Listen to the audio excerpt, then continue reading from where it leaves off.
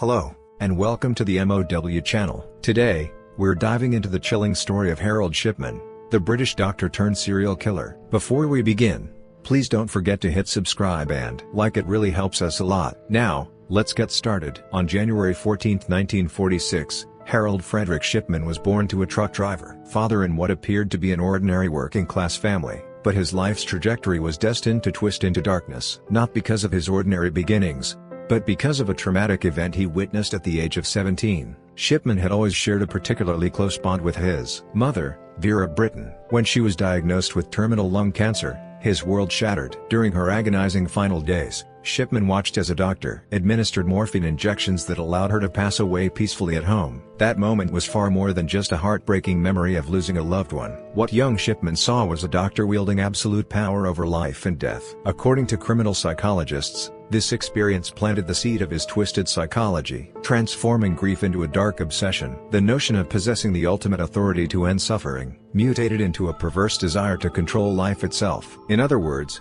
the death of his mother became the origin of his deadly ambitions. After graduating from high school in 1964, Shipman pursued a medical career, the very profession he had come to associate with power. In 1970, he graduated from the University of Leeds Medical School and entered the British healthcare system, becoming a respected medical professional. But within just a few years of donning his white coat, the shadows within him began to emerge. Shipman started experiencing frequent seizures and fainting spells at work, telling colleagues that he suffered from epilepsy to gain their sympathy. But this was a lie. In reality, he was addicted to pethidine, a powerful opioid painkiller derived from morphine. He abused his position to self-administer the drug, and even committed forgery and prescription fraud to obtain more. Outwardly, he was a healer, but privately, he was a desperate addict and a criminal. By 1975, his drug abuse and criminal behavior were exposed. He was fired from his hospital job in disgrace and stripped of his medical license. Long before his killing spree began, Shipman had already betrayed his patients' trust and built a criminal record. Yet Shipman's story didn't end there. After undergoing rehabilitation and overcoming his addiction, he carefully plotted his return to medicine. In 1977, he regained his medical license, and the memory of his previous crimes gradually faded from public consciousness. Shipman moved to Hyde, a small town near Manchester, where he started working at the Donnybrook Medical Center. Hyde was the perfect place for him to bury his dark past and reinvent himself. There, he meticulously built a new persona: drive Harold Shipman. He was now exceptionally kind and attentive, especially toward elderly patients. He listened to their stories, made unexpected house calls, and fostered deep emotional bonds. This calculated kindness earned him the absolute trust of both his patients and the local community. Shipman's reputation soon spread beyond Hyde. By 1983, he was even featured in a local documentary, solidifying his image as a compassionate physician. Locals affectionately called him Fred, a testament to their unwavering trust. With years of carefully crafted credibility behind him, Shipman opened his own private clinic in 1993, becoming the unchallenged authority on healthcare in Hyde. This clinic would soon become his private killing stage. His white coat and authority to issue death certificates became the perfect tools to conceal his crimes. Shipman turned medicine into murder and patient trust into his most effective weapon. For more than 20 years, Harold Shipman hid behind this perfect mask, savoring the thrill and power of watching life slip away under his control. In the end, he would go down in history as Europe's most prolific serial killer. His life serves as a chilling reminder of how a boy's grief over his mother's death twisted into a desire for godlike control, and how that desire, aided by deception, trust, and authority, erupted into one of the most horrific killing sprees the world has ever seen. Harold Shipman's killing spree was not the result of elaborate planning or sophisticated cover-ups. Instead, it was enabled by one thing: the shield of professional authority and public trust. His methods were shockingly simple, and it was precisely this simplicity that allowed him to take the lives of more than 215 people. Over the course of 2 decades, Shipman needed no special tools or complex schemes to kill. All he required was a legitimate pretext for medical treatment, his patients' unquestioning trust, and a syringe filled with a deadly drug. One of Shipman's most common methods was the unannounced home visit. He would arrive unexpectedly, engage the patient in a calm and reassuring conversation, and then, under the pretense of performing a blood test or administering a sedative, move in close. His weapon of choice was dimorphone, a highly potent opioid in the morphine family, typically reserved for alleviating the severe pain of terminal cancer patients. Shipman would administer a lethal overdose, inducing cardiac arrest or respiratory failure. In elderly patients, such symptoms were often mistaken for sudden death caused by existing health conditions or old age. He would then calmly watch as his patient died, often quietly and without visible suffering. Criminal psychologists believe that witnessing the dying process itself provided Shipman with his greatest psychological gratification. For him, murder was not about financial gain or sexual pleasure. It was an act of ritualized control, a way to reaffirm his godlike power over life and death. This motivation also explains why his killings were indiscriminate, transcending social class or wealth. After the patient's death, Shipman would leave the scene without arousing suspicion, only to return shortly afterward when the grieving family called. This is when his performance began. He would appear deeply sorrowful, offering comfort and condolences to the bereaved. Such displays reinforced his image as a compassionate and trustworthy physician, leaving no room for doubt or suspicion. The death certificate was the linchpin of his operation. As a doctor, Shipman had the legal authority to certify a cause of death. He would record it as natural causes or complications from existing conditions, thereby shutting down any possibility of external investigation. In the UK, once a death certificate is signed by a doctor, funerals can proceed without police or coroner involvement, a system that perfectly facilitated Shipman's crimes. Shipman strongly preferred cremation as the method of burial, and this was no coincidence. The presence of drugs like diamorphone can be detected through autopsy, but cremation permanently destroys any physical evidence. Unlike burial, which allows for the possibility of exhumation and re-examination, cremation eliminates that chance entirely. Shipman would often suggest cremation himself or gently persuade families to choose it, ensuring that all traces of his crimes vanished forever. Among the more than 215 victims believed to have been murdered by Shipman,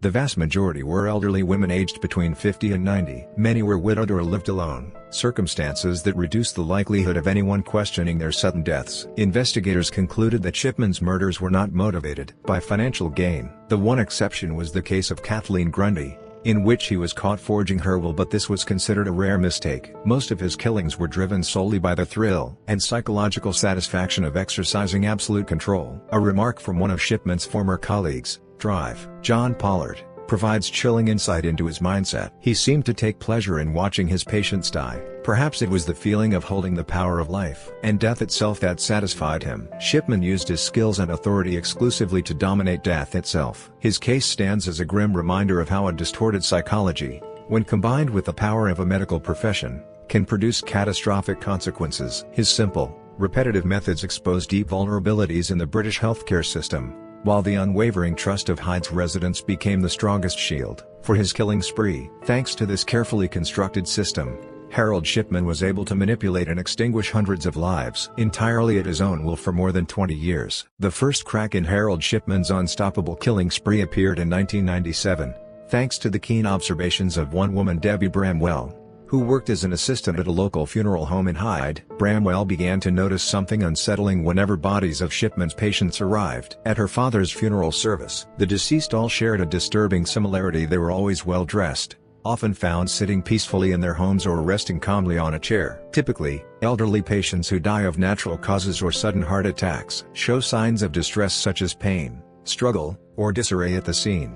But Shipman's patients all appeared too serene. This unnatural calm began to strike Bramwell as more than a coincidence. It was a pattern. Convinced something was wrong, she reported her concerns to a local coroner and a doctor working nearby. Her suspicions coincided with troubling statistics. Shipman had been issuing far more death certificates than any other local physician, and most of these certificates involved cremation without autopsy. Alarmed by this, the coroner finally recognized that the situation could no longer be ignored. In March 1998, the coroner officially requested that the British police investigate Harold Shipman's suspicious activities. It could have been a life-saving turning point, but the initial investigation turned out to be a textbook example of police incompetence. Investigators failed to conduct even a basic background check on Shipman. Had they thoroughly examined his past, they would have uncovered his 1970s history of pethidine addiction, forged prescriptions, and criminal charges, and his mask of a kindly village doctor might have quickly fallen apart. Instead, after months of a superficial inquiry,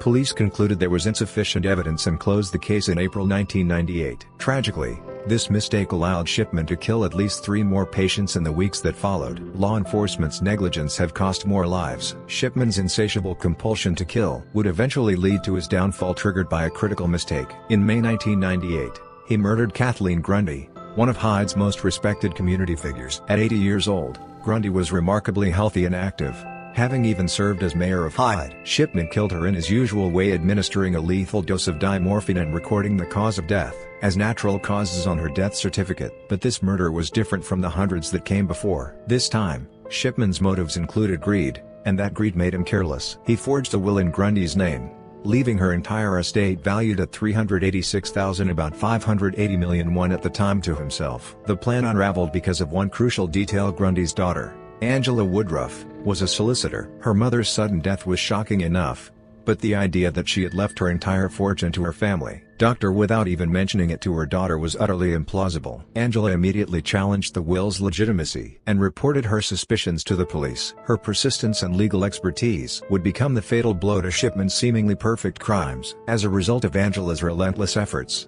British police decided to exhume Kathleen Grundy's body for a full autopsy. The examination revealed lethal levels of diamorphine, directly contradicting Shipman's claim that she had died of natural causes. Backed into a corner, Shipman tried to explain the presence of the drug by submitting fabricated medical records, claiming that Grundy had been a drug addict, but this lie quickly collapsed. Investigators discovered that the records had been altered after her death. Even more damning, the typewriter used to forge the will was found in Shipman's home, dismantling his defense completely. With nowhere left to hide, Harold Shipman was arrested on September 7, 1998. Once in custody, the investigation widened to include the deaths of many of his former patients. Debbie Bramwell's early suspicions about the identical sudden death pattern were now confirmed as a series of murders, and the case exploded into a national scandal. Shipman's arrest marked not just the capture of one rogue doctor, but the unmasking of one of the most prolific serial killers in modern medical history. In the end, it was a single fatal mistake: his greed,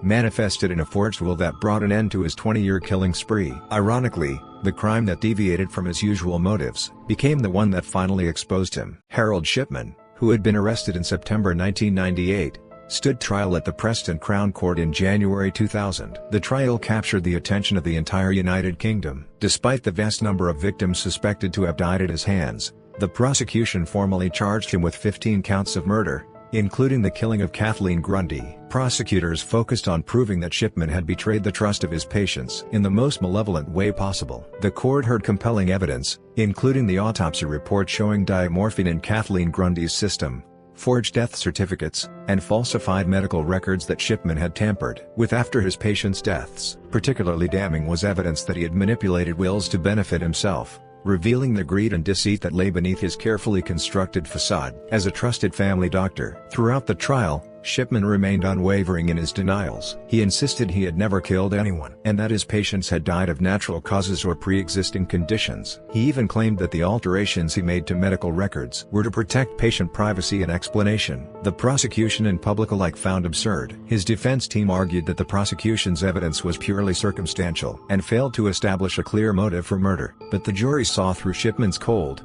calculated demeanor and the contradictions between his words and the overwhelming evidence. Family members of the victims testified in court, expressing their deep sense of betrayal and despair over the fact that the doctor they had trusted with their loved ones' lives had turned out to be their murderer. Their testimonies further darkened the already grim atmosphere of the courtroom. In January 2000, the jury unanimously found Harold Shipman guilty on all 15 counts of murder. The court sentenced him to life imprisonment with a whole life thereof, meaning he would never be eligible for parole. In fact, the judge imposed 15 consecutive life sentences without parole, classifying him as a permanent danger to society. His medical license was, of course, permanently revoked. On the surface, justice had been served, but the verdict did not answer one critical question: how many people had Shipman really killed?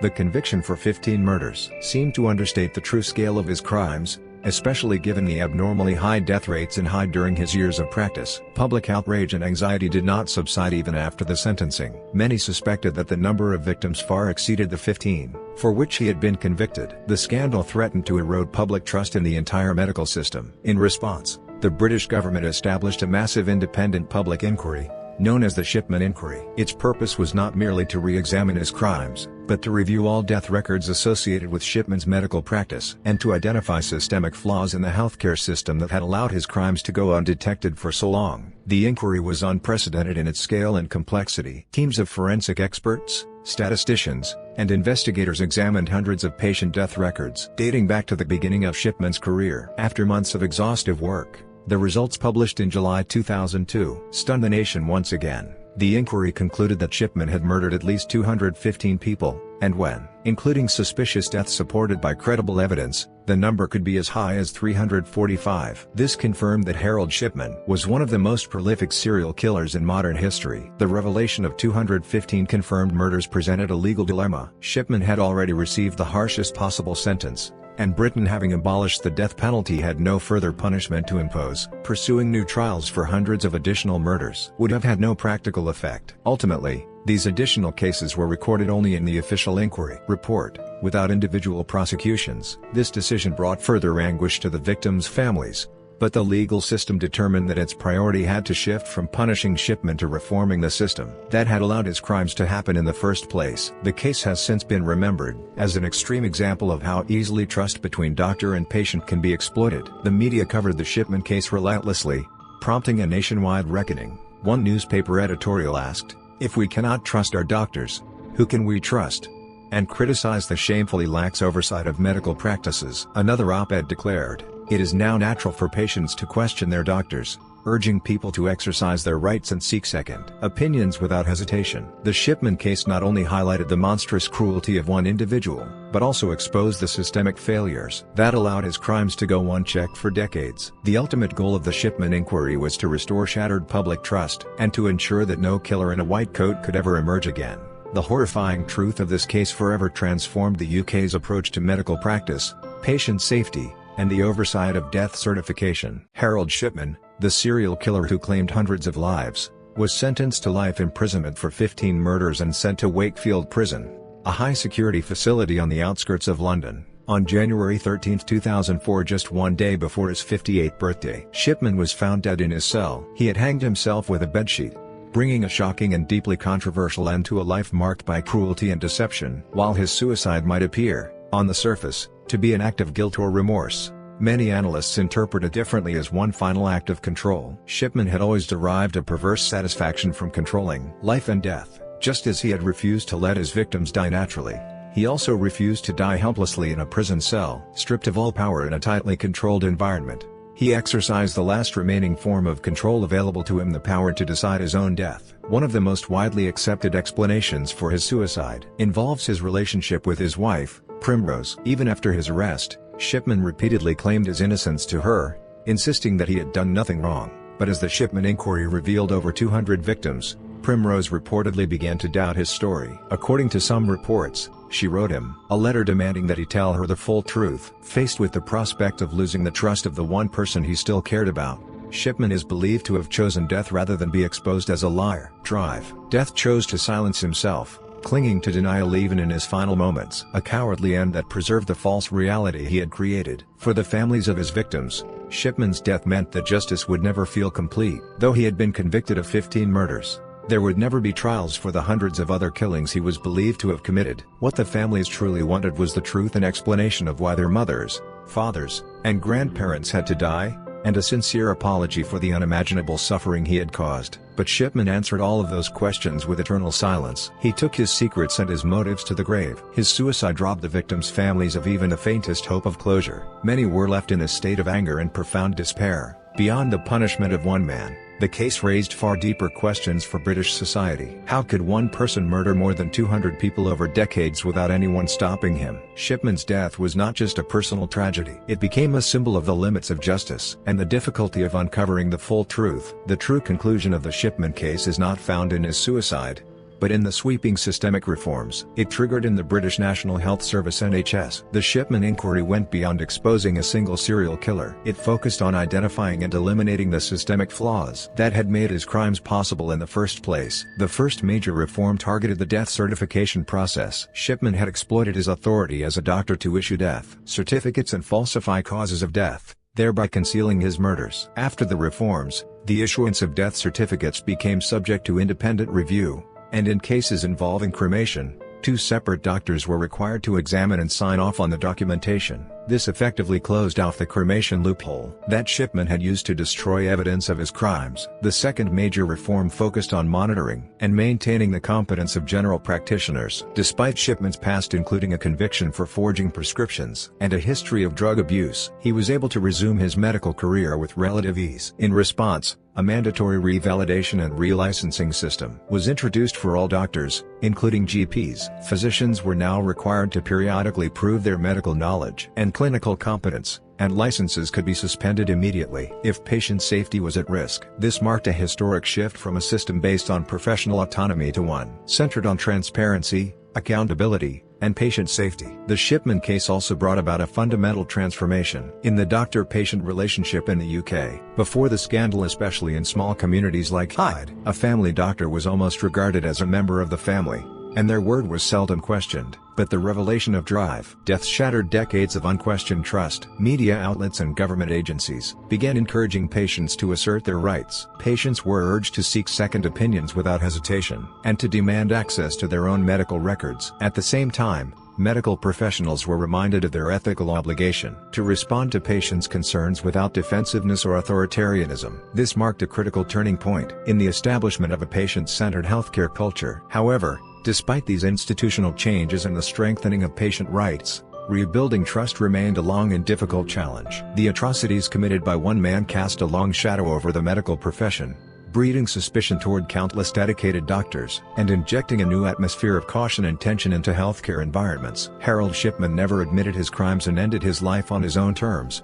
but his death left behind one unexpected legacy: sweeping reforms that transformed the healthcare system. His story remains an enduring warning about the dangers of unchecked authority, and a painful lesson to the world about the importance of oversight and transparency in medicine. That concludes today's story. Tomorrow, we'll bring you another case. Please don't forget to like and subscribe. Your support means the world to us and helps us continue creating more content like this.